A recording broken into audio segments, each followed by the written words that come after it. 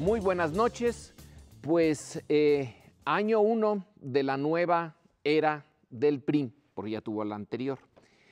Y lo importante, lo que queremos convocar a usted en esta mesa a reflexionar es el discurso que está inaugurando esta época, el de Peña Nieto.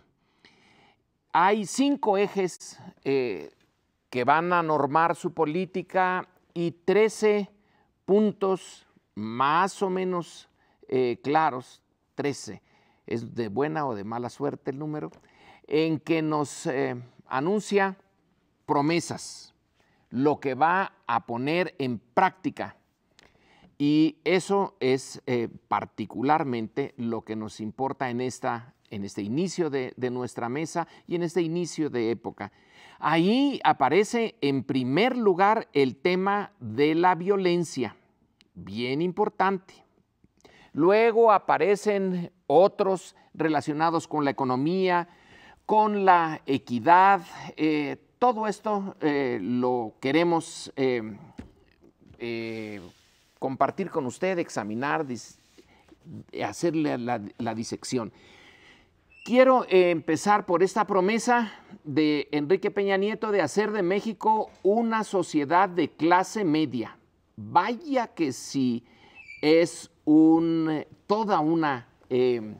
proyecto. Detrás de eso, hacer de este país, que ha sido siempre país de pobres, de clase media, introducirnos pues al mundo desarrollado. Esa fue la promesa, recuérdese, de Carlos Salinas. Se vuelve a repetir ahora. Pero, en fin, hay otras más. Nada más quiero concluir esta introducción señalando que en esos 13 puntos que estuvieron bien pensados, realmente no hay mucho desperdicio en ellos, encontré una ausencia. No sé cuáles encontrarían ustedes y mis compañeros de mesa. Encontré que no se mencionó suficiente, bueno, ni se mencionó el problema de la corrupción. Uno de los grandes problemas políticos de México no estuvo allí. Hay la promesa de crear una comisión, pero como parte central estuvo ausente. ¿Qué les parecieron a ustedes esos 13 puntos y 5 líneas? Yo creo que tiene temas muy interesantes. El más aplaudido fue la reforma educativa, el más, digamos, esperado por algunos sectores, y ciertamente yo creo que hay una gran expectativa de ver qué hace con ese tema. También se tocó el tema de la banda ancha, pero a mí me gustaría compartir con ustedes primero el tono del discurso.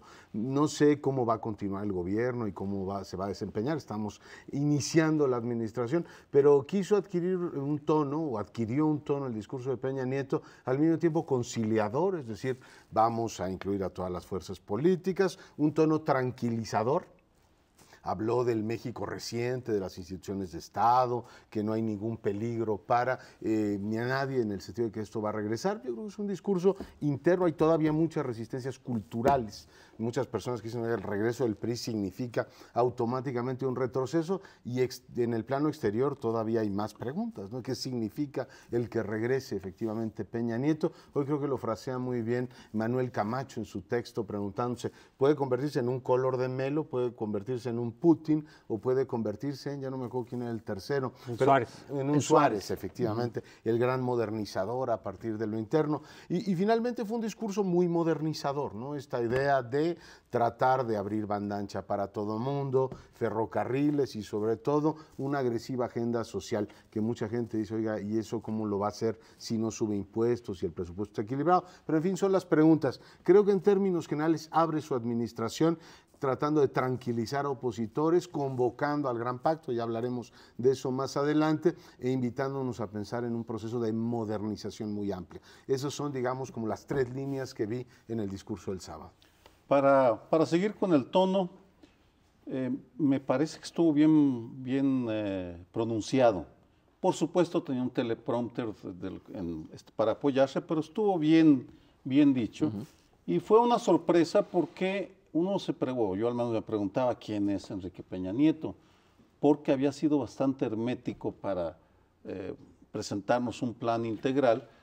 Y en los grandes, el aspecto tal vez más llamativo para mí fue la distancia que puso con los poderes fácticos, algo que seguramente seguiremos discutiendo.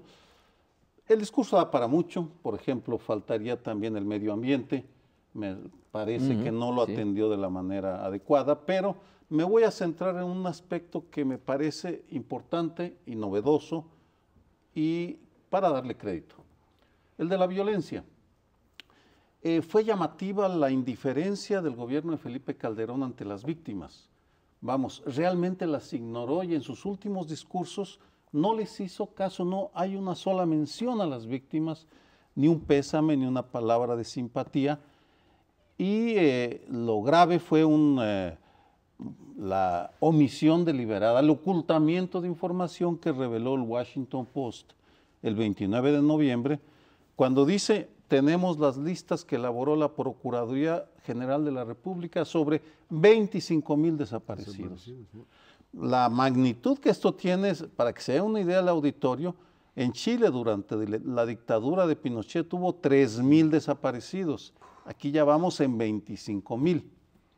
En ese sentido, fue bien curioso que la columna de Javier Sicilia de ayer en Proceso fuera una petición a Enrique Peña Nieto de que promulgara la ley general de víctimas. Es obvio que la publicó antes porque está en Francia, porque no pudo saberlo, pero uno de los aspectos que me parecieron positivos fue que anunciara en ese discurso que va a retirar la inconformidad que se desistía de la decisión de Felipe Calderón de no publicar la Ley General de Víctimas. Y también dijo que va a poner en el centro de la política del Estado la atención a las víctimas y la protección de los ciudadanos. No sé qué tanto vaya a cumplir, por supuesto, eso vamos a verlo, pero por lo pronto en ese tema empieza bien.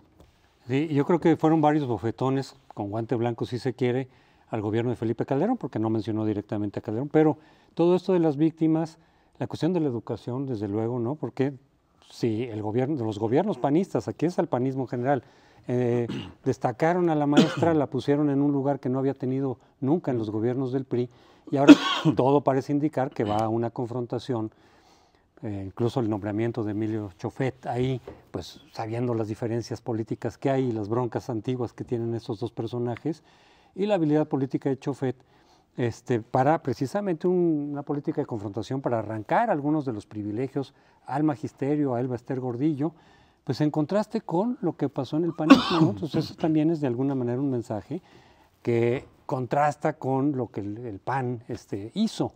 Y en la cuestión de la violencia, además de lo de las víctimas, es poner justamente como prioridad de la política de seguridad la protección de los ciudadanos, la seguridad, el que ya no hayan, el reducir la violencia, cuando eso originalmente en la estrategia de Felipe Calderón era algo, pues ni modo, inevitable, son daños colaterales, es el costo que tenemos que pagar para desmantelar a los cárteles, y bueno, pues el costo ya está desbordado. Ahora el objetivo es, aunque también a lo largo de estos 6 años de pronto se empezó a incorporar la violencia ya no como un costo que había que pagar, sino como un problema, pues ahora el centro está en eso. Es decir, el objetivo de la estrategia de política de seguridad es reducir la violencia e incrementar la seguridad y el evitar que hayan los desaparecidos, violaciones a derechos humanos. O sea, cambió en ese sentido el objetivo. ¿Cómo lo va a hacer? Pues ya lo iremos viendo, pero el objetivo cambió, con lo cual también implícitamente es una crítica a la estrategia de Calderón, aunque no lo diga así abiertamente. Pero por otro lado, sí, yo sí creo que efectivamente recibió, digamos, o se abrió a las propuestas de muchos grupos de organizaciones civiles, está lo de las víctimas desde luego, pero también otros grupos que no se identifican con el PRI para nada, dijeron, mira, nos oyó, en algún momento fueron con los candidatos, plantearon una serie de cosas, en lo de la educación también, en lo de la carrera magisterial.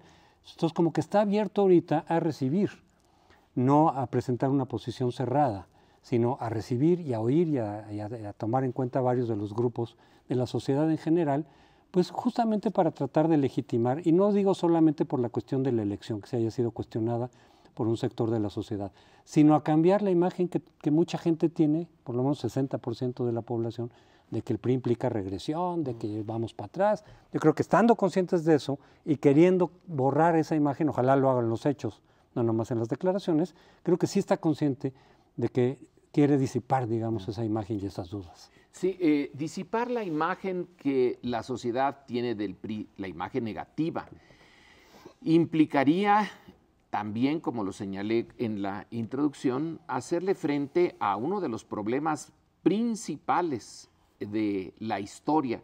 El PRI tiene biografía, básicamente.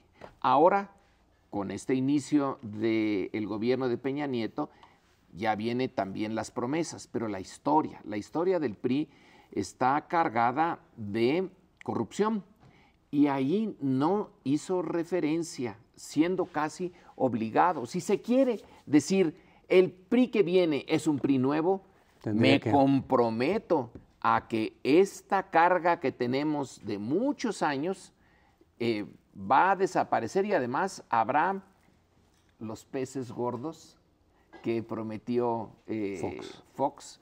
Bueno, estaba casi obligado a hacerlo, no lo dijo.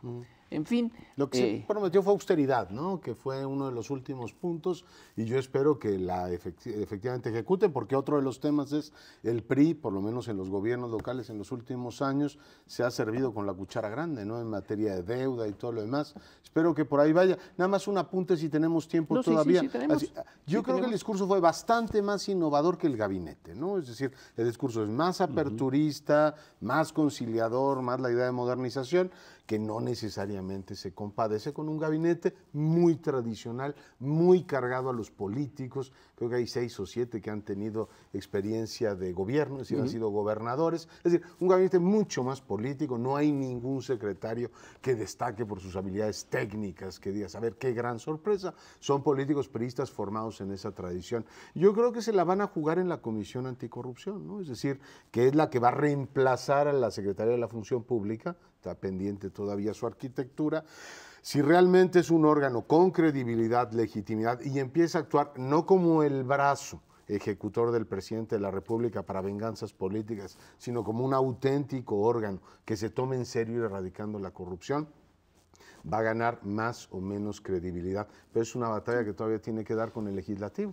Hay que tomar con un puño, no un grano, un puño de escepticismo y de sal el discurso, porque el PRI tiene un historial de ser buenos para la labia y la promesa.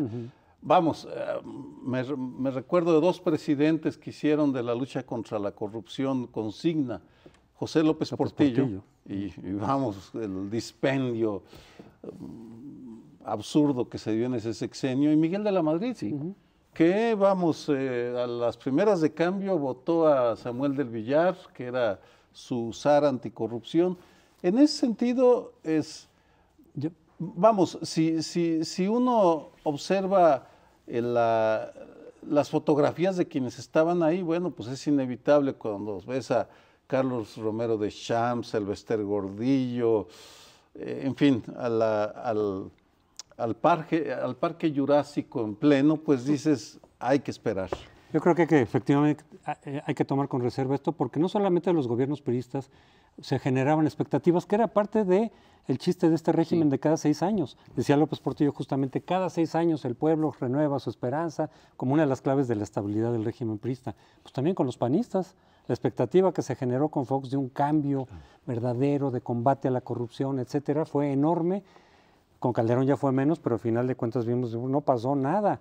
Entonces, con otro priista, desde luego, que puede generar expectativas en su discurso, en sus planteamientos, estoy de acuerdo, hay que tener reserva y hasta que no veamos que se vaya cumpliendo y en esa medida, decir, bueno, pues entonces efectivamente sí hay la disposición de adecuarse, yo digo, al siglo XXI.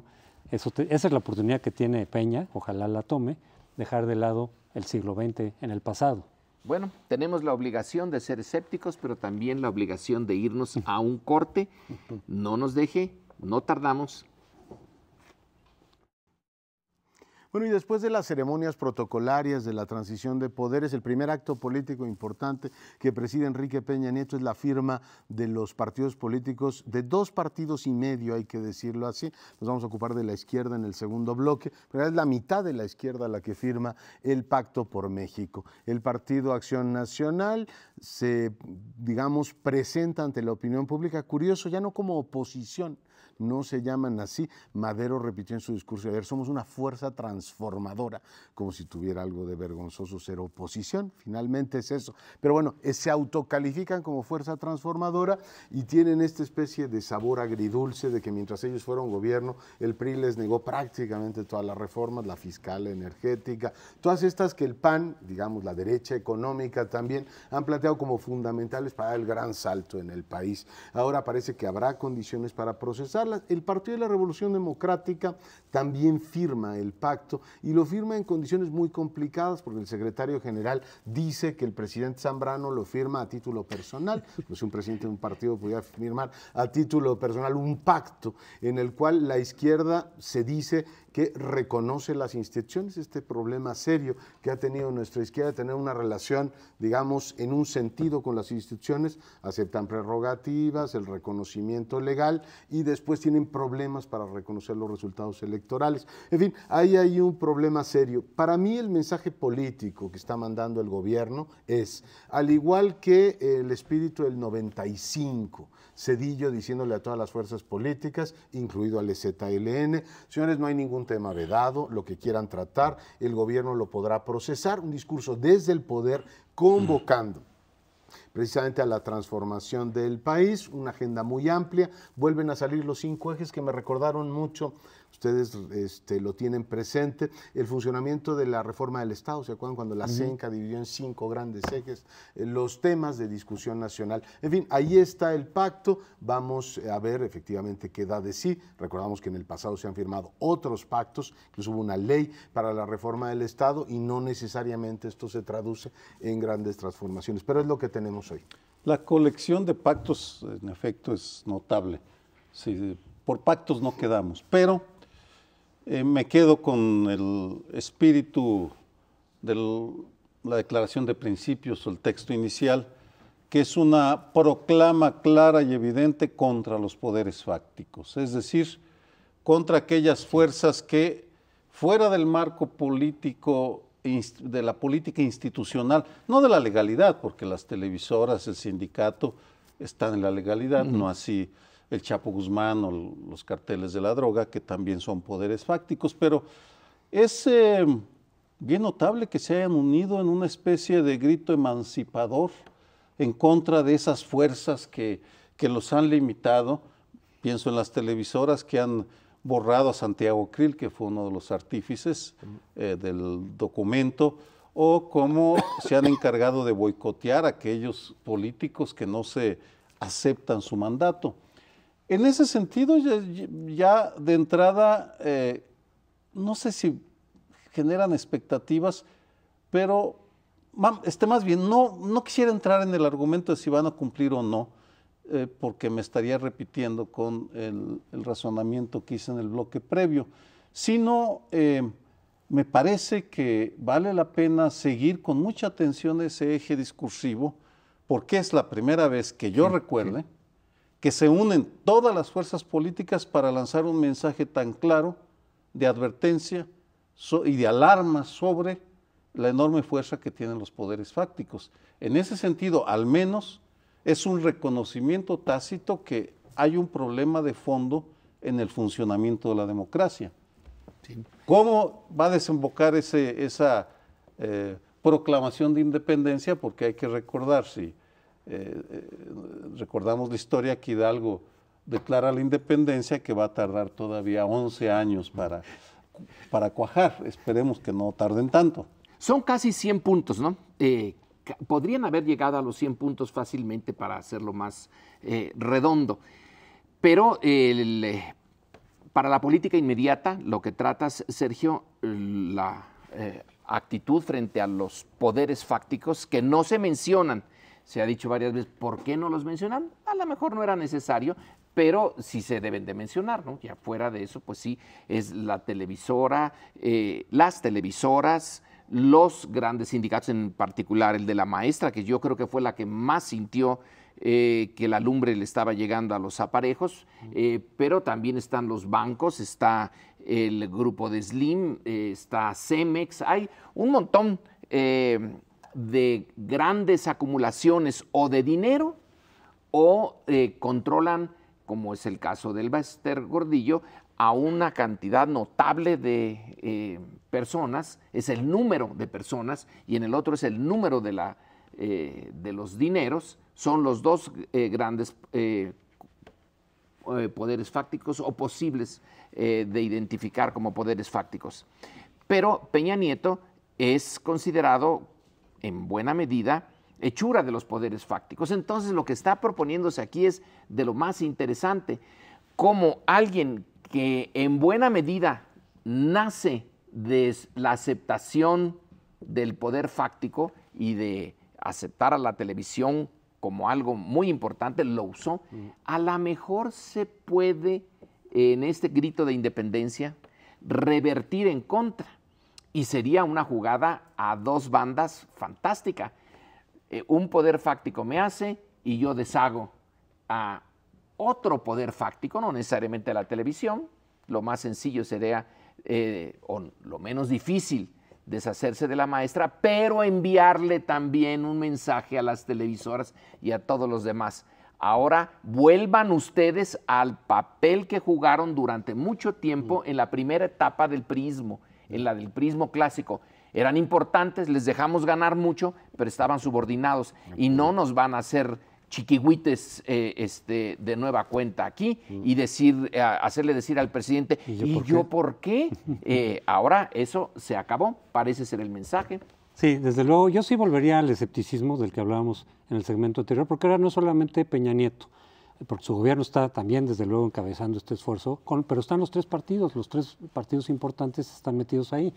Y sí diría yo, hay que verlo de todas maneras con reserva, porque se ha hablado ya en estos, bueno, ayer y hoy, desde que se anunció este pacto, los días anteriores, pues de un parteaguas, y efectivamente somos muy propensos en México, los analistas, a decir otro parteaguas, ¿no?, que va a cambiar la historia de México. Hay que tener reserva porque los parteaguas se saben hasta después por los efectos, no en el momento en que son anunciados. Si esto funcionara, en algunos años empezarían a decir, oye, fue un parteaguas, porque mira lo que pasó, y las televisoras, y Slim, y la maestra, y México ya es de clase media, etcétera. No se pueden anunciar desde el momento o determinar. Porque además, yo sí quiero recordar de nuevo que con el PAN también tuvimos dos de esos. Fue el gran anuncio de la reforma del Estado, con un evento también así importante, con la presencia del presidente Fox, en donde se presentaron varios documentos que había encabezado Porfirio Muñoz Ledo después de una consulta muy amplia de expertos de los temas que se iban a cambiar, y se anunció como parteaguas también. Y otro pacto llamado de Chapultepec también, firmado también en Chapultepec, organizado y encabezado por Santiago Krill, que no es el mismo el de la reforma del Estado de Muñoz Ledo, era otro, que también estaban presentes las fuerzas políticas, los dirigentes, el presidente, también se televisó, y ya nadie se acuerda de ese pacto. ¿Por qué? Porque de ahí no salió absolutamente nada, nada. Los acuerdos, ahorita por lo menos hay unas intenciones más claras. Los acuerdos en ese momento eran cosas que todo el mundo decía, pues sí, que se acabe la pobreza, el medio ambiente, que haya crecimiento económico, pero no se decía nada sobre cómo había que hacerlo. Entonces sí, de nuevo hay que tener reservas, pero en la medida en que se logre, yo diría que sí hay un antecedente, digamos, de la unión de los partidos para enfrentar poderes fácticos. La reforma electoral de hace 4 o 5 años, que hasta la fecha ahí va y sigue la reforma. Quién sabe qué pasa después, si se hará para atrás o no, pero por lo pronto funcionó con todos los pataleos de los poderes mediáticos. Pues yo no me gustaría decir que estoy de acuerdo contigo en las dos cosas. Uno, que las cosas se miden por sus efectos y no por sus intenciones. Hubo un pacto de los empresarios, del de Chapultepec, que era el 2001, al que convocó el gobierno, lo firmaron todos los gobiernos estatales. Después vino la ley para la reforma del Estado, que dio origen precisamente a esta reforma electoral, que sí fue la primera confrontación. Recuerdo a Manlio Fabio Beltrones, Carlos Navarrete y Krill diciendo, le ponemos un límite a las televisoras concretamente, o el sistema político tiene autonomía. Yo creo que lo destacable, y coincido ahí con Sergio Aguayo, es el mensaje de la clase política, decir, independientemente de todo lo que se dijo en campaña, que vaya que las instituciones electorales fueron golpeadas, no va a haber un retroceso en materia electoral, es decir, no se va a volver al viejo modelo, porque mucha gente especuló que después de la elección vendría efectivamente una reforma electoral. Creo que tal cosa no va a ocurrir. Fue sintomático que tanto Madero como Zambrano, por lo menos en 3 ocasiones en su discurso ayer en el Pacto por México, aludieran precisamente a ese como gran tema. Yo creo que vivimos obsesionados con la idea de grandes pactos de la Moncloa, ¿no? Por cierto, hoy se cumplen 30 años de que González llegó al poder en España, y yo no creo que tengamos algo parecido ahora con este pacto. Yo creo que van a tener que elegir qué frente quieren efectivamente mover, si un frente de autonomía política frente a esos grupos, la modernización educativa sería un buen punto, o quieren hacer cambios de otro tipo, pero no veo, por ejemplo, al PRD caminando con el PAN y el PRI en una gran reforma energética. Es decir, yo creo que van a tener que elegir en qué punto sí están de acuerdo las fuerzas políticas para darle al país un salto, es decir, un salto cuántico. Se adivino ahí una contradicción que puede no serlo, o puede ser que lleve al naufragio del pacto. Es evidente que Enrique Peña Nieto está buscando reconstruir parte del viejo presidencialismo. En otras palabras, está lanzando el mensaje de que el presidente, el Estado, el gobierno quieren estar por encima de los otros poderes, no del Congreso de la Unión, no del legislativo. Pero de los fácticos. Pero de los fácticos, que quiere estar por encima y quiere ser el rector de la educación. Y fue muy sintomático de que por allá perdido en las noticias estuvo la declaración del secretario general o presidente del PANAL, del partido del Bester Gordillo, quejándose porque no habían sido tomados en cuenta. Dijeron, no nos invitaron. Y es cierto, no fueron invitados. Lo cual es un síntoma de lo que es del proceso, pero regresando a la idea principal que quisiera dejar es cómo van a conciliar el PAN y el PRD en particular ese intento del presidente de México y primer priista del país de imponer esa autoridad. ¿En qué momento van a marcar la autonomía? Si es que es posible, ¿cómo lo van a hacer? Sí. Me parece que esa es tal vez la contradicción principal que están enfrentando, a la cual, pues, ojalá también sometan esos intereses particulares al interés más general. Bueno, pues les propongo que nos tomemos un respirito, regresamos y platicaremos de la izquierda y su dilema frente a este pacto. Bueno, y hace unas semanas discutíamos aquí, yo decía que el hecho de que muchos obradoristas, o buena parte, la mayoría de los obradoristas, siguiera todavía dentro del PRD, iba a generar problemas dentro del propio partido en términos de posiciones programáticas o estratégicas, y creo que ya vimos eso. Entonces nos decía Lorenzo Meyer que, bueno, pero si todas las corrientes dentro del PRD y la izquierda, y los partidos de izquierda ya están básicamente en lo mismo, en la vía electoral, en la vía pacífica institucional, y en efecto, pero yo me refería un poco a estas diferencias programáticas, por ejemplo, firmar un pacto con el PRI y el PAN y el gobierno de Peña Nieto, que desde la perspectiva de los obradoristas, en general de la izquierda, el PRD también, hizo fraude, fue una imposición. ¿Cómo te vas a sentar con ellos ahora a convalidarlo? Porque mientras Zambrano, y fue el más aplaudido el día de ayer precisamente porque dijo, estamos asumiendo riesgos, sabemos que muchos están diciendo que nos estamos desdibujando como izquierda, pero creo que no nos vamos a arrepentir, hay muchas cosas que valen la pena en este pacto y vamos a empujarlo, como diciendo, asumimos el costo interno que esto va a representar. Y creo que en efecto entonces aparece el propio secretario, o sea, el dirigente firma el pacto, el dirigente nacional del PRD, y el secretario general dice, no, espérense, esto lo tenemos que ver con calma, y algunos otros dirigentes del PRD dicen, esto es ser comparsa con Peña Nieto, porque en la lógica de decir, aquí hubo una imposición y este gobierno es ilegítimo, ¿cómo que te sientas con él a firmar al lado de el usurpador, Peña Nieto? Y ahí estaba justamente Zambrano. Pues entonces hay una lógica que sigue de alguna manera generando o reproduciendo esto que Jesús Ortega decía, la esquizofrenia dentro del PRD. Digo, mientras los obradoristas estén ahí, vamos a ver a cada paso esto precisamente, independientemente de a quién le dé uno la razón, pero vamos a estar viendo precisamente esta confrontación interna dentro del PRD por posiciones estratégicas y programáticas. Ahora, si los obradoristas no están, si se salen, si finalmente se van a Morena, los marginan y ellos se van, entonces, ¿cuál es la naturaleza del pacto? Hemos pensado varias veces en la Moncloa, ¿verdad? En la Moncloa llegó al pacto el representante de lo que era visto como lo más extremo dentro de lo extremo, Santiago Carrillo, el miembro del Partido Comunista que estuvo en la clandestinidad, y ese Partido Comunista que era visto por los militares en particular, que era el ala más dura de la derecha, como simplemente inaceptable. Pero el pacto de la Moncloa sí tiene pues esa naturaleza sorprendente y novedosa. Todos entraron. En no, aquí de entrada no entraron todos. Se quedó fuera quizá el equivalente al Santiago Carrillo de la España de esos años. ¿Qué hubiera pasado en España si Carrillo no entra? Y eso se ha discutido mucho y lo han discutido en muy buenos libros, muy buenos análisis. Lo que se jugó Adolfo Suárez fue la posibilidad de que hubiera una explosión y toda la transición se viniera abajo, pero se la jugó.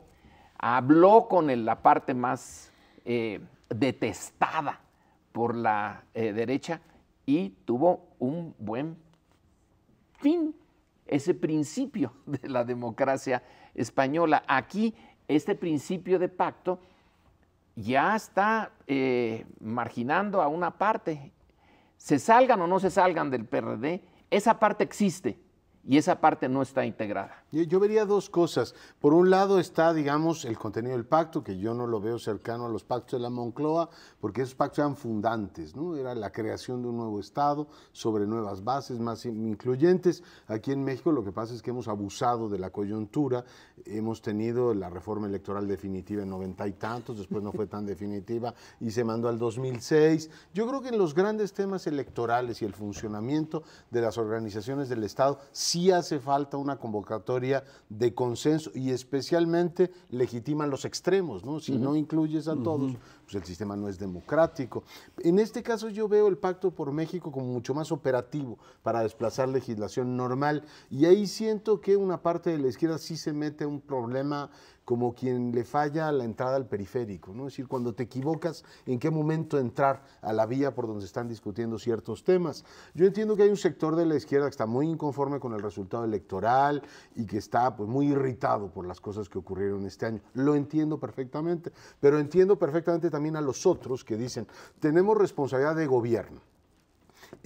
Gobiernan más o menos el 25% de la población y prácticamente el sur del país depende de la izquierda, de gobiernos locales de izquierda. ¿Esto se puede o no traducir en un diálogo con el gobierno federal para ver presupuestos, aterrizar políticas sociales? Pues fue el contenido de la reunión de los gobernadores con Peña Nieto y le dijeron, si quiere que le creamos, esto tiene que notar en el presupuesto. Y supongo que la consecuencia de eso es, pues para que se note en el presupuesto y se noten sus objetivos, usted tiene que entrar al periférico de la política y pactar conmigo. Si no, va a seguir en esta parte de protesta social, que es una opción en la vida. Si López Obrador quiere eso, es decir, la protesta social en las calles, ser un líder social es una cosa perfectamente lógica, legítima y hasta conveniente para este país.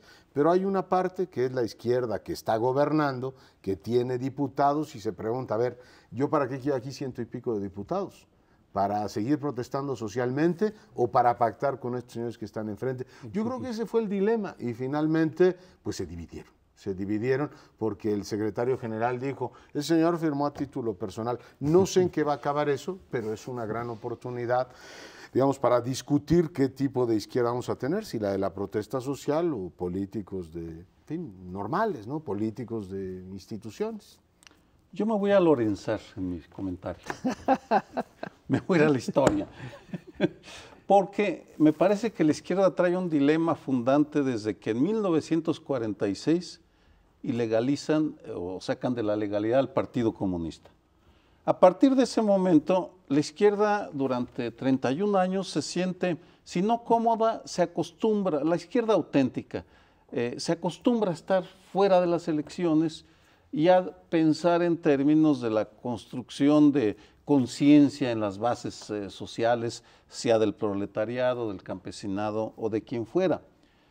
Cuando en el 77 el PRI, a través de Reyes Heroles, les informa que va a haber una reforma electoral, mete a la izquierda en un debate que no han logrado resolver, un debate conceptual y práctico. Podríamos irnos a las discusiones entre los aperturos, Eberto Castillo, Rafael Galván y la Liga Comunista 23 de septiembre o la COSEI, para darnos una idea de la ferocidad con la cual se discutía si debían entrar a competir a las elecciones o debían seguir organizando a las bases, a las masas, a la clase, fuera el proletariado, el estudiantado, lo que fuera. Me da la impresión que siguen sin haber discutido a fondo el problema, porque, bueno, se funda el PRD, entran al gobierno, pero como gobierno son capturados, engullidos por la cultura priista que ahora regresa. Y entonces es legítimo, totalmente legítimo decir, ¿qué nos garantiza que ustedes, PRD institucional, y esto incluye a los gobernadores, a todos los gobernadores estuvieron presentes en el pacto, es decir, el aparato decidió jugársela, porque se la están jugando, pero ¿qué nos garantiza que ustedes van a implementar una política de izquierda auténtica en sus gobiernos? Y como en ese sentido a veces hay déficits bastante notables porque hay corrupción, hay ineficacias, se justifica la crítica que viene desde quienes están fuera. Y en el fondo está la discusión de qué tan auténtica es la democracia electoral, porque es cierto, Enrique Peña Nieto, no sé si compró la elección, pero le metió una cantidad de dinero pero, brutal y no sigue sin aclararse. Pero de la misma manera, tampoco puedes funcionar en las instituciones.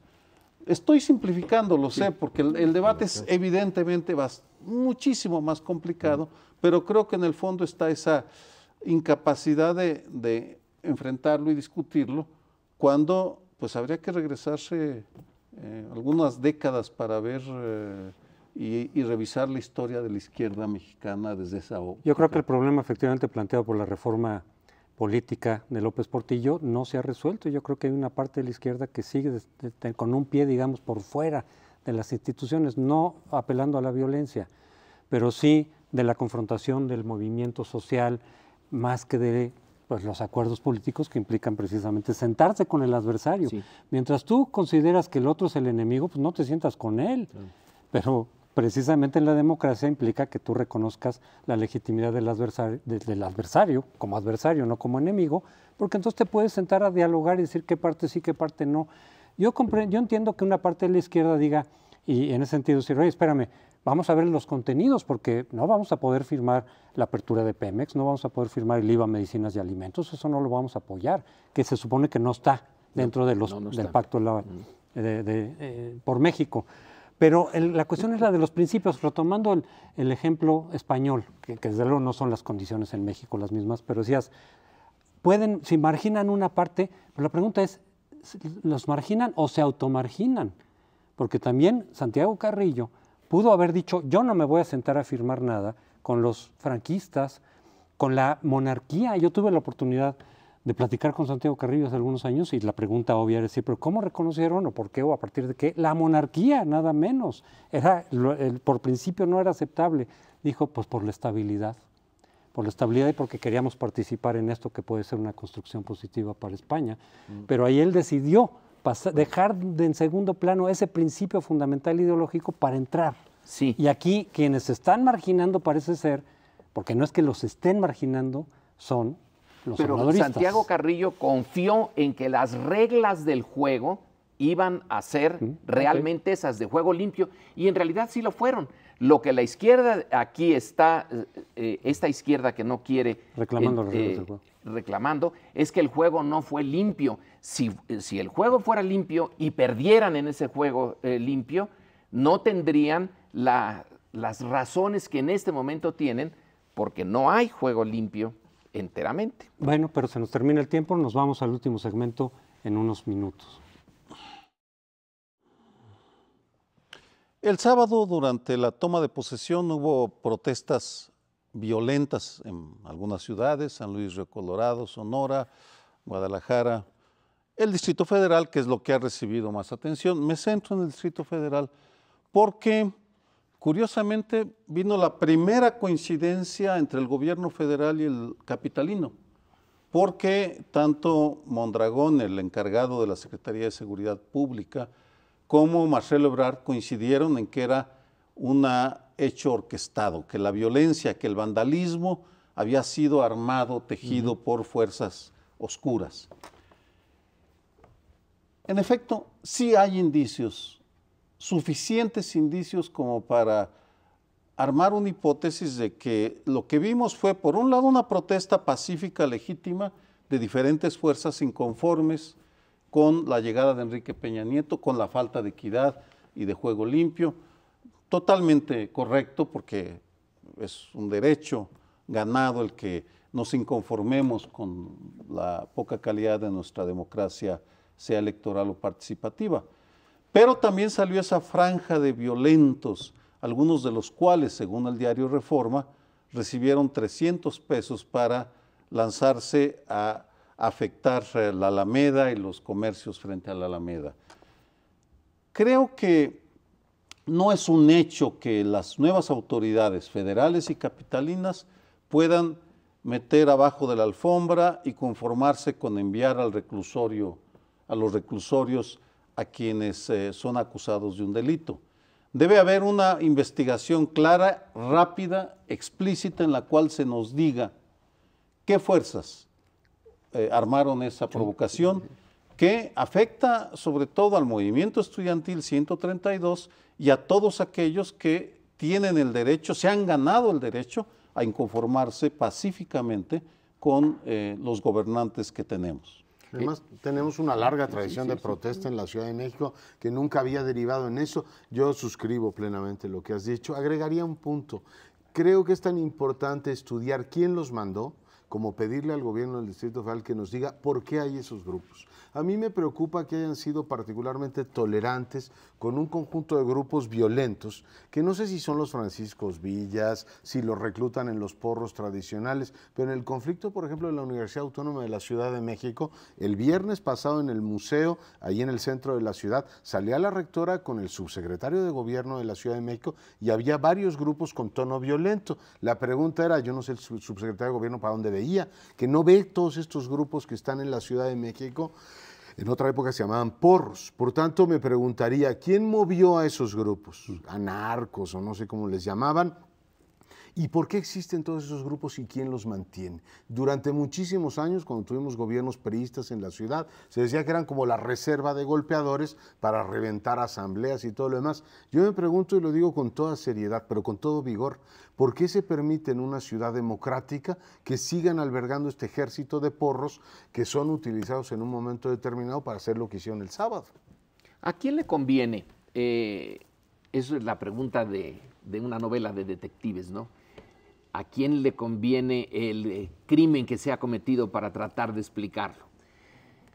A la izquierda, desde luego, es a la que menos le conviene, porque ellos van a ser objeto de satanización ahora toda la izquierda. El grupo 132 ya empezó el día sábado, cuando se estaban transmitiendo todos estos hechos. El representante del 132 se oía francamente, no solamente nervioso, sino agobiado. ¿Qué hacemos? Vamos a ir a la estación del metro y ahí vamos a dar unas declaraciones. Habían pensado en la protesta de tiempo atrás, porque esta sí ya tenía bien pensada del 132, y de repente los rebasan esta violencia y no tienen una respuesta inmediata. Hay que deslindarse, pero ¿cómo? Entonces, si es a la izquierda a la que afecta, ¿de dónde viene? No puede venir más que de dos fuentes, supongo yo. Una es de un genuino, digamos, ansiedad de protestar, y es una oportunidad. Y ahora sí destruyo lo que encuentro porque lo traigo de hace mucho tiempo y ahora sí, a ver, pónganseme enfrente. No son muchas las oportunidades que se tienen de esto. En un 2 de octubre también, en una protesta del 2 de octubre, salieron estos mismos grupos a palos y rompiendo escaparates. Afectó a todos los que están detrás del 2 de octubre, que llevan años intentando que esa protesta se mantenga, pero pueden ser genuinos, pueden ser de los mismos que hacen el graffiti, que destrozan la estética de la ciudad porque están enojados. Esa es una posibilidad. La otra es que tenemos una historia detrás, lo del 68, los guantes blancos del Batallón Olimpia, el 71 con los halcones, que alguien desde adentro haya dicho, este es el momento adecuado, el mejor momento, en el que Peña Nieto anda con un discurso tan aperturista y nosotros también desde adentro ponemos esta violencia y se la achacamos a la izquierda. Creo que es una de las dos. Las dos son igualmente preocupantes. Si es genuino, caracoles, qué odio hay ahí adentro. Y si no es genuino, es la misma historia de antes. No sabemos realmente, es decir, no sabemos quién fue, se tiene que aclarar qué grupos, etcétera, para más o menos entender cuál era la lógica o la racionalidad de eso. Lo que sí sabemos es que no fue espontánea la violencia, no se desbordó, fue planeada. Y desde la que muchos de ellos iban embosados, pues es que iban a delinquir. Y hay fotografías desde muy temprano en donde se ve que están, pues, el robo de gasolinas, preparación de las bombas Molotov, etcétera. Por cierto, Milenio decía el día de ayer que tiene fotos del líder de Atenco ahí fabricando las bombas Molotov con gasolina, no recuerdo el nombre, pero los atencos que han estado cerca del 132, no lo sé, pero dice, hay fotografías en donde se ve que ahí está, digamos, en esta factura de las bombas que se utilizaron y demás.